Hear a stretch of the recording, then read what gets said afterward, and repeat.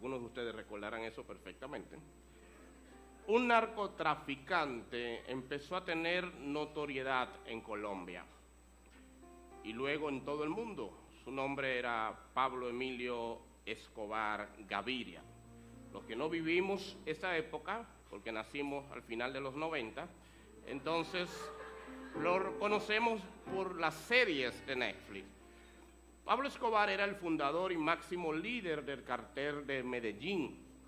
Murió a los 44 años, como la mayoría de personas que viven vidas delictivas, en el año 1993.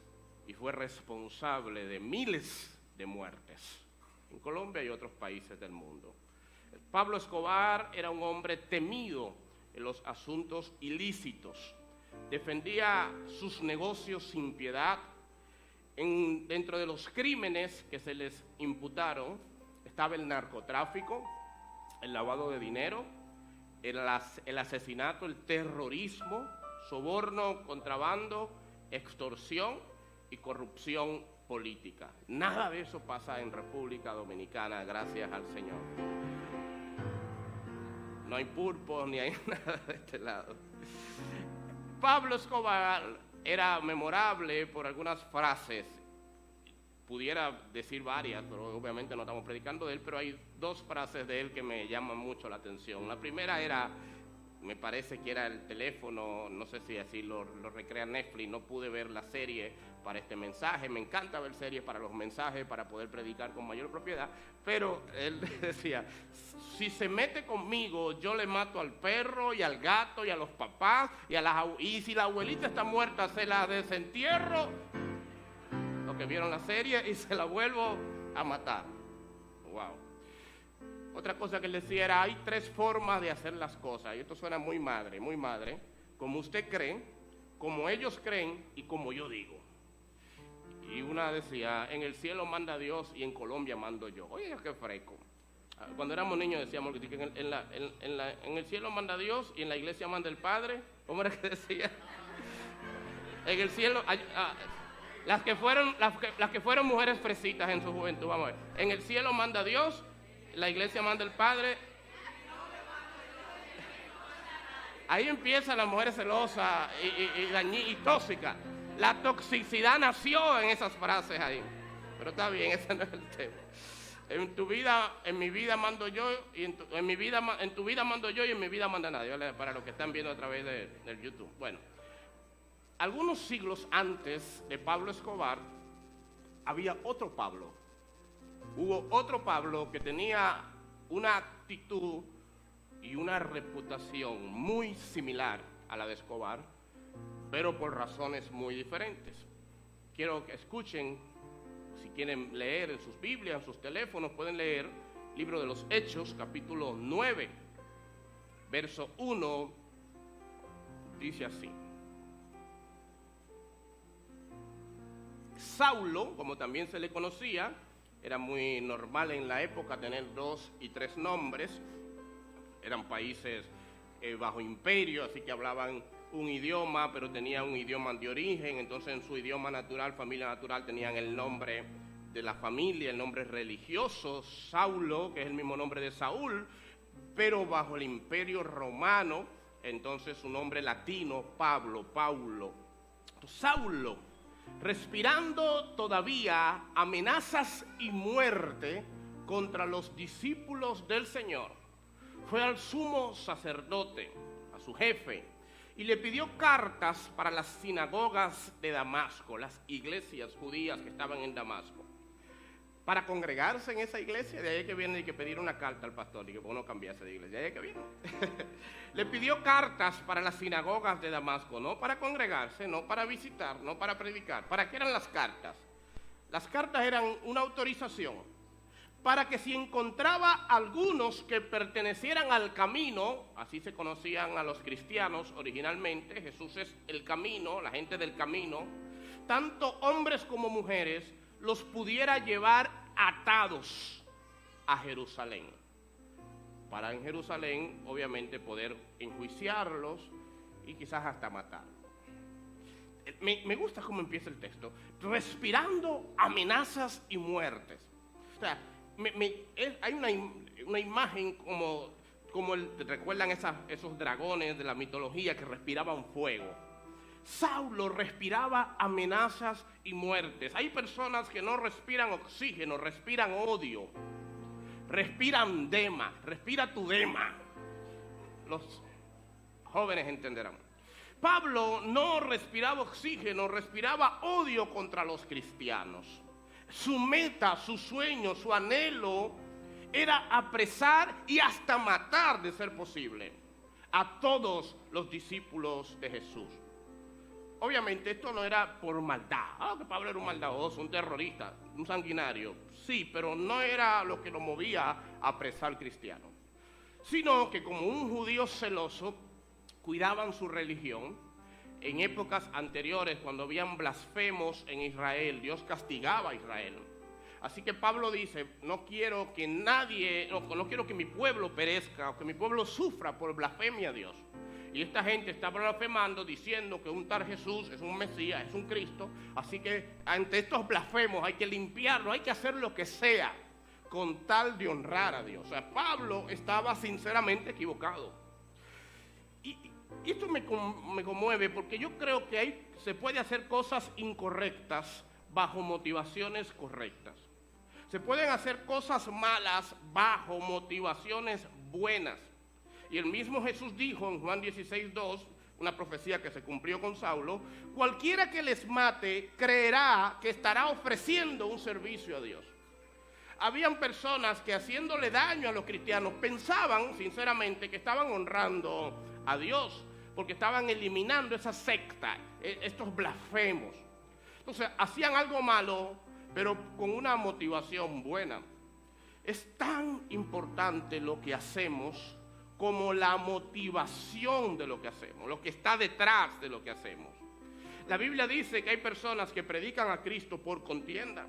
Hacen algo bueno, predican a Cristo, pero lo predican por contienda, por pleito, por like, por guerra contra los de la sana doctrina del otro bando, de este bando, etc. Ellos hacen algo bueno, predicar, pero con una motivación mala, la contienda. Hay personas que se casan, que es algo bueno, pero bajo una motivación mala, incorrecta. Me quiero casar porque estoy cansado de que me manden en la casa. Y se casan sin saber. No he dicho nada, yo no sé por qué. Es que ustedes se ríen. Sí, digo, mira, mi mamá me manda mucho, mi papá manda demasiado, me quiero casar. Ajá, ay, muchacha. No, eso es como la gente que quiere emprender porque está cansado de que el jefe lo mande. ¿En serio? Bueno, tú verás. Entonces, se casan huyéndole a problemas en el hogar. Casarse es bueno, pero casarse por una motivación incorrecta es malo. Hay gente, la mayoría mujeres, pero puede pasar con hombres, que se quieren casar porque el reloj biológico está adelantado. Pastor, mire, ya yo estoy entrando en los ya en vez de cantarme cumpleaños, me cantan: señora, no le quite años a su vida. Y yo me quiero casar porque quiero tener un hijo. Una joven amiga mía y de mi esposa hace unos años nos dijo: este año yo tengo un hijo, casada o sola, con quien sea, no me importa, yo lo que quiero es un hijo. Y eso es muy peligroso, porque tener un hijo es muy bueno, casarse es muy bueno, pero si tú te casas sin la motivación correcta, es peligroso. Hay personas que se quieren casar porque se sienten solos, y sentirse solo no es suficiente para casarse. Hay personas casadas que se sienten solas, y hay personas solteras que están plenos. Hay personas que se ocupan, estudian mucho, trabajan mucho, cosas que son muy buenas, pero bajo una motivación incorrecta, llenar vacíos de depresión. Y la depresión o los vacíos no se deben llenar ocupándose, se deben confrontar. Pero conocemos personas que terminan una maestría y se meten en un doctorado, no estoy hablando de Alex no es el caso, pero y están haciendo 15 diplomados al mismo tiempo y trabajan y son padres, son madres, pero cuando tú descansas, tú tienes 15, 20 años pisado de estudio en estudio, que ni siquiera es por dinero. ¿Qué pasa detrás de tantas ocupaciones? ¿Qué hay detrás de eso? ¿Habrá algo? Puede pasar en la iglesia también, o sea, ocupados en la iglesia. Entonces, lo que hacemos es tan importante como la motivación. Pero también se puede tener una buena motivación, un buen deseo y estar haciendo algo malo. Por ejemplo, hay gente que tiene la buena motivación de perder peso, que deberían algunos de ustedes tenerla, ¿saben? Sí, señor, yo la tengo, pero comer es tan bueno. Entonces, yo estoy en un nivel que una vez le fui a la doctora Elizabeth Solano, no sé si vino hoy, pero le dije que quería perder peso. Me habló de unas pastillas que me podían ayudar a adelgazar. Y yo le pregunté que si podía poner un chin de chocolate a la pastilla, a ver si me hacía más fácil. Ok, era un chiste. En el viejo templo se reían más. Ok, entonces, hay gente que quieren perder peso, que es una buena motivación, pero lo hacen matándose de hambre. Es una mala forma, no es la forma correcta. Pablo tenía una buena motivación. Quería honrar a Dios. Quería defender el nombre de Dios. Pero lo que hacía era incorrecto, matar o apresar personas. Él supo que en Damasco, es una ciudad siria, muy popular, muy importante, las sinagogas, las iglesias judías, se estaban convirtiendo muchos judíos a un Mesías, a un Cristo nuevo. Y Pablo dice, ¿cómo es posible? Cristo no ha venido, ese no es el Mesías. ¿Y dónde hay? Buscó un mapa y vio en Damasco y dijo, voy para allá. Pero obviamente no puede aparecerse allá como que, ¿qué es lo que está pasando? Así que pidió cartas a las autoridades de la religión judía para tener autoridad e ir y apresar a cualquier persona que sirviera a Cristo. En la prédica anterior vimos cómo Esteban fue una de esas personas que servía a Cristo, lo apedrearon y el capítulo termina diciendo que Pablo consentía la muerte de Esteban. Es decir, estaba ahí, estaba de acuerdo, posiblemente tiró una piedra, posiblemente guiñó un ojo, posiblemente dijo bien hecho. Y luego ahora Pablo, como con hambre y sed de más sangre, de más muerte, de más venganza, va y busca carta y va camino a Damasco a apresar a todos los cristianos que vea en su camino. De repente, camino a Damasco, dice Hechos 9, 3 al 5, y sucedió que mientras viajaba, al acercarse a Damasco, de repente resplandeció en su derredor una luz del cielo. Y al caer a tierra, oyó una voz que le decía, Saulo, Saulo, ¿por qué me persigues? Y él dijo, ¿quién eres, Señor? Y la voz le respondió, yo soy Jesús a quien tú persigues. Saulo perseguía a los cristianos, pero Jesús se lo tomó como algo personal. Jesús fue el mismo que dijo, el que le da un vaso de agua a alguien, me lo está dando a mí, a una persona presa, a alguien enfermo, me lo dio a mí. Fue el mismo que dijo en los proverbios a través de su Padre Dios, el que le presta o el que le da dinero a un pobre me lo presta a mí. Él fue el mismo que dijo, el que visita a un preso me visitó a mí. Y fue el mismo que dijo, el que se mete con uno de mis pequeñitos se mete conmigo. Así que Jesús se tomó personal que Saulo persiguiera a sus hijos. Se lo tomó como para él, porque era a él. Cuando una gente enfrenta a la iglesia, no enfrenta a la iglesia, enfrenta a la cabeza de la iglesia, enfrenta al Dios que esa iglesia sirve. Por eso los cristianos no deberíamos odiar al que enfrenta a la iglesia, deberíamos tenerle pena y misericordia y orar por gracia. Y cuando alguien se levanta a blasfemar contra la iglesia, generalmente vamos a las redes, mira, hijo del diablo, no vuelvas a decir eso, y si te veo por ahí te parto, oye, cristiano en el amor de Cristo, te parto una... No. Cuando alguien se levanta en contra de la iglesia, la respuesta de la iglesia no puede ser la venganza ni el odio, porque eso no se trata de nosotros. No pelean contra nosotros, pelean contra aquel que nos llamó. Ora por ello, bendícelo y dile, Señor, te dejo en tus manos esta situación, porque cuando Dios sale a defender a su iglesia, todo el mundo tiene que temblar. El infierno tiene que someterse a lo que Dios está hablando. La venganza no puede ser la respuesta natural de la iglesia ante los ataques de la iglesia, porque Cristo defiende a su iglesia. Pero tenemos que soltar las armas. Cristo se le aparece a Pablo, se le aparece a Saulo. Hay gente que dice, se cayó del caballo. En ningún pasaje de la Biblia uno ve ese caballo, pero hay un caballo imaginario. Se cayó, la gente ve un unicornio. Hay gente que cree en el amor y gente que cree en los caballos de Pablo. Bueno, cada quien cree en lo que quiera. Saulo cae al piso ante el encuentro con Jesús. Porque este Jesús no era el Jesús judío que habíamos visto en los evangelios crucificados. No, este no es el mismo Jesús. El Jesús judío que vimos crucificado era la naturaleza humana de Cristo que asumió para hacerse igual a nosotros, para identificarse como nosotros. Pero el que Pablo se encuentra no es el Jesús judío que murió en la cruz, es el Cristo resucitado. Es el Cristo en su forma más majestuosa. Miren lo bello de esto, que le habla a Saulo y solamente su voz tumbó a Saulo al piso. Y los que estaban ahí se quedaron aturdidos. Solamente la voz fue suficiente y el resplandor, que no sabemos de qué es el resplandor, pero para mí es simplemente su naturaleza, lo más natural de Cristo. El resplandor es brillo. Le pasó a Juan en Apocalipsis cuando lo vio. Ese resplandor que emana el Cristo resucitado y esa voz, que puede ser dulce pero puede ser poderosa, tumbó a Saulo al piso.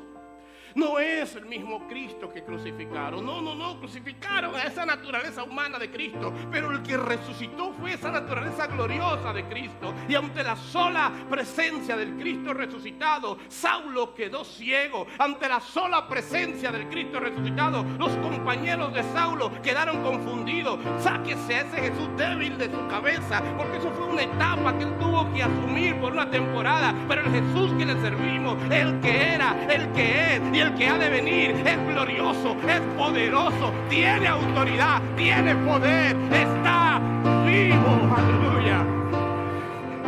Se sometió a esta naturaleza humana por amor a nosotros. Pero no, la gente siempre ve aquí, ay, yo lo veo ahí crucificado y es tan dulce y es tan lindo. Y más ese Cristo paro que pusieron en Roma allá los renacentistas, que está maquillado y con las cejas sacadas y el pelo lacio así y unas uñas pintadas. No sale en la foto, pero yo me lo imagino así. Y la gente lo ve, ay, qué lindo Jesús, mira el sagrado corazón de Jesús, ay, qué hermoso. Jesús no era así. La Biblia dice que Jesús era carpintero. Ningún carpintero tiene las uñas pintadas y las cejas sacadas. Ninguno. Los arquitectos sí, pero no los carpinteros. No, señor. Jesús era carpintero, era fuerte, varonil, era macho. No machista, pero macho. Y ese Cristo resucitado, en su gloria, en su majestad, se le aparece a Saulo. Ese Cristo resucitado, nadie viene a Él si el Padre no lo permite. Ese Cristo resucitado, nadie se burla de Él, nadie lo resiste, nadie le puede hacer frente, a menos que Él lo quiera. Ese es el Cristo que servimos y celebramos en nuestra iglesia. Ese es el Cristo que ha sido evidente en nosotros. Ese Cristo fue suficiente para solamente mencionar el nombre de Saulo, caer al piso. El que fue enemigo del Evangelio, ahora está ante los pies del Rey del Evangelio. Y Cristo le dice, Saulo, levántate y entra en la ciudad y se te dirá lo que debes hacer. Esa oración resume el Evangelio entero. Esa oración resume nuestra relación con Dios. Se te dirá lo que debes hacer. Resume el matrimonio a los hombres. Se te dirá lo que debes hacer. Nosotros solamente vivimos en el Señor, hablo, ¿no? Para hacer lo que Él nos dice que debemos hacer, nuestra guía, nuestro GPS. Los hombres que iban con Él se detuvieron atónitos, oyendo la voz, pero sin ver a nadie. Pablo habla, contando su testimonio más adelante, que los hombres ni siquiera entendieron. Mira la capacidad que tiene Dios de hablarle a alguien y de que tú entiendas y todo lo que está a tu alrededor puede escuchar el murmullo, pero no entiende lo que Dios está hablando. Y por eso a veces la actitud en la que venimos a la iglesia es tan importante, porque todo el mundo puede escuchar la predicación, pero no a todo el mundo Dios le está hablando lo mismo. Todos escucharon la voz, pero solamente Saulo entendió lo que se le estaba hablando. Los hombres que iban con él se fueron porque no vieron a nadie, solo vieron el resplandor. También Dios se le aparece a quien quiera aparecerse como quiera. Y Saulo se levantó del suelo y aunque sus ojos estaban abiertos, no veía nada. Levantándolo por la mano lo trajeron a Damasco. Terminó de llegar a Damasco, pero ahora con razones diferentes. Y estuvo 3 días sin ver y no comió ni bebió. El Cristo resucitado humilló a Saulo, lo tiró al piso, lo dejó ciego temporalmente y luego le dijo: levántate y haz lo que yo te digo. Saulo era el terror del llano, Saulo era lo más temido por los cristianos, y ahora a Saulo le sale el terror de los terrores, le sale un amansaguapo, le sale uno más fuerte que él. Y ante un encuentro con el Cristo resucitado, el tigre se convierte en un león, el león en un manso cordero, el perseguidor es perseguido, el que apresaba está preso y el que humilla está humillado, porque el que se aparece, el que se encuentra con Cristo tiene que cambiar. Definitivamente hay un antes y hay un después, hay una historia diferente ante un encuentro con el Señor. Gloria al Señor. El perseguidor fue perseguido. El que apresaba fue preso. El que humillaba fue humillado. Mujeres que están aquí, tú que tienes un esposo enemigo del evangelio, enemigo de Dios, o hijos enemigos de Dios, o hombres que tienen esposas enemigas del Señor, o familiares que luchan contra Dios, ateos, impíos, rebeldes, orgullosos, no paren de orar por ellos. No pares de creer, no pares de dar testimonio, no pares de ser luz. Ay, pastor, pero usted no conoce a ese hijo mío, ahora se metió que es ateo y comunista, porque si hay algo peor que un ateo es un comunista. Porque el ateo no cree en Dios, pero el comunista no cree en nada.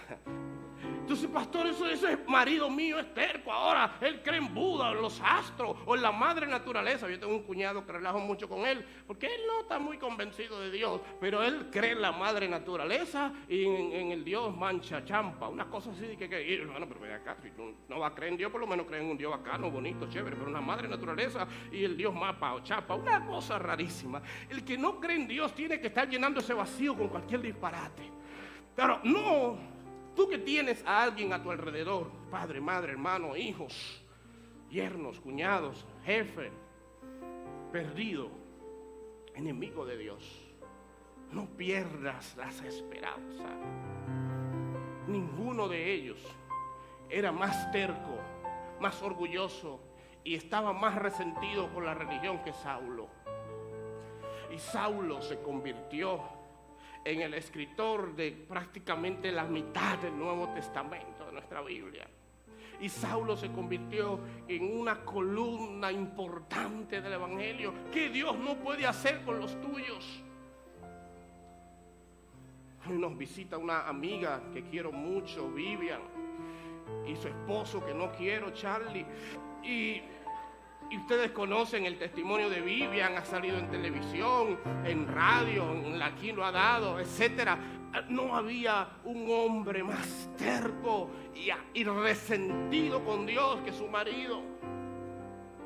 Enemigo del evangelio, enemigo de la religión, enemigo de todo lo que representaba la iglesia. Y hoy no está Vivian aquí sentada adorando a Dios, no está Vivian y su esposo transformado y renovado adorando al Señor. Dios sigue cambiando Saulo, Dios sigue humillando enemigos de Dios.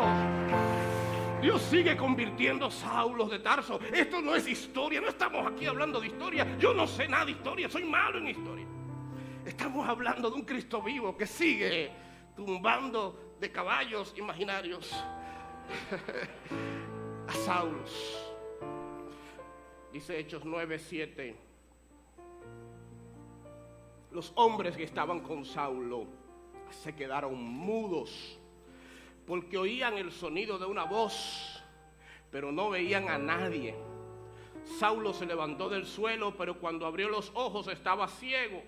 Entonces sus acompañantes lo llevaron de la mano hasta Damasco y permaneció allí ciego durante 3 días. No sé si ven este simbolismo o este eco de Cristo muerto por 3 días y Saulo ciego por 3 días.